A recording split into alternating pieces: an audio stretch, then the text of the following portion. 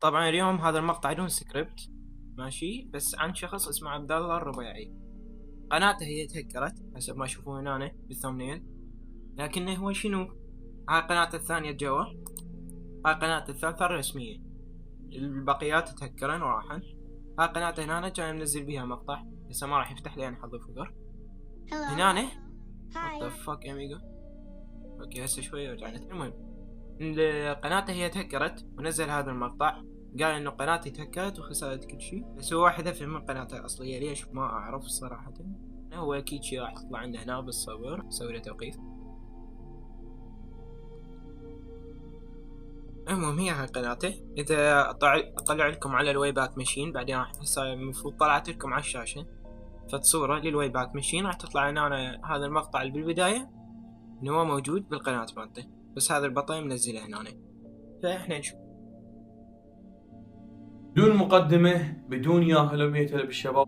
صراحة صعبة، كلش صعبة، وخاصة هذا الأسبوع اللي صار وياي كلش صعبة. خطية كلش صعبة، مو صعبة على أطفال كان يتنمر عليهم. بيها رسالة بقدودة يا قلبي. You have fucking crossed the line. تو شي يبغى العاروح. أنا بقيتكم ايش تبوا العاروح؟ يحللون الحرام، شكوا شي حرام راح أسوي بيه. ما أعرف شلون متحمل انكسار، شغف ماكو، واهس ماكو. كل ال9 سنوات أحسها مرت علي بلحظة واحدة وراحت. كل التعب، كل الأمور اللي سويناها سوا كلها أحسها راحت بلحظة واحدة.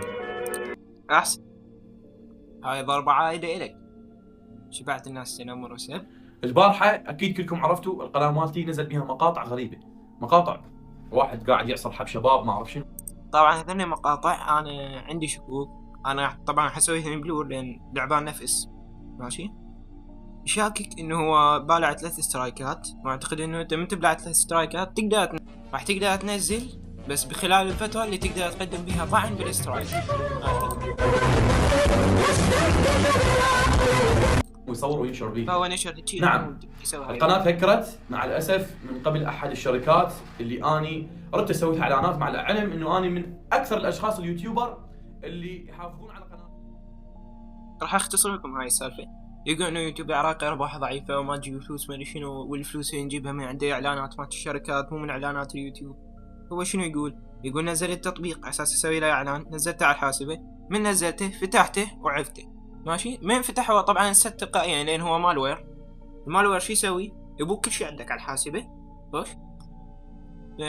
فهو عافه شغله، شافه ما اشتغل عافه وطلع راح لغير مكان، يعني طلع يشتغل ويسوي له شيء، نقاله ما عليه نت. من رجع لبيتهم لقى 4000 رسالة تقول له حبيبي قناتك تهكرت، تم تغيير رمز الحساب، تم مدري شنو، تم أخذت سترايك.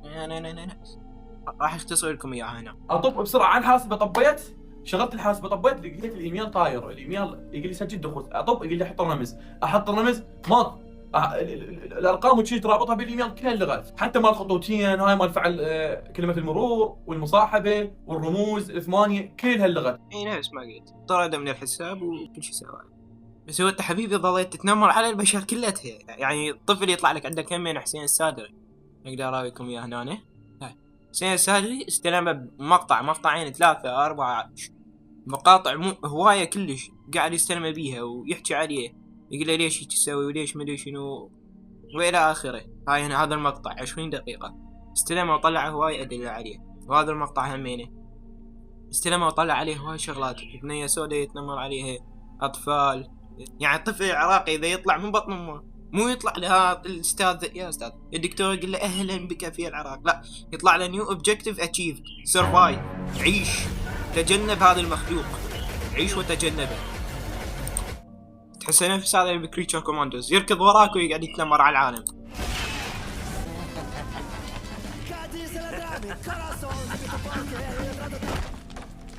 هسه راح تنحذف، والله العظيم انا خايف راح تنحذف المقاطع من قناتي. انتم بس تخيلوا اني ما اقدر المقاطع انزلها، ما لي واهز. عنده يقدر ينزلها بس هو مثل ما قلت يريد يمسحن هذني كلتين على مود يمشي ويعيف وعساس ما يخلي وراه في الدليل. بس البطل هنا عندنا حسين السادري مستلمه. ما عندي حتى ما اقدر احكي قدامكم واقول لكم هيك شو صار بيه، بس رغم صار هذا الشيء الله سبحانه وتعالى راح يكون وياي، وانا متاكد انتم ما راح تساعدوني، وانا متاكد ان طبعا هو ما راح يساعدك. ليش؟ ليه انت شبعت العالم تنمر، زعاطيط الانستغرام. عندك حكاية ابسط مثال مصايب المتابعين، هو على اساس قناته للاطفال، فايه اختصار يعني هو كتكوت. شلون سويتها اصلا؟ هنا الفكرة، هو كتكوت شلون؟ ثاني خلينا نشوف بالويباك ماشيين اشتغلت بعدها. المهم الى لقاء اخر، ارجع لكم لحد ما اشوف فد مقطع ثانية او موضوع جديد احكي عنه، لان المواضيع مخلصة حاليا وعيد وكلاوات ما يخليكم. الديسكورد بالوصف، يلي يريد يدخل خليه يدخل، واللي ما يريد يدخل لا اهلا ولا مرحبا، عيدك تعيس واعطيني فليساتك حبيبي.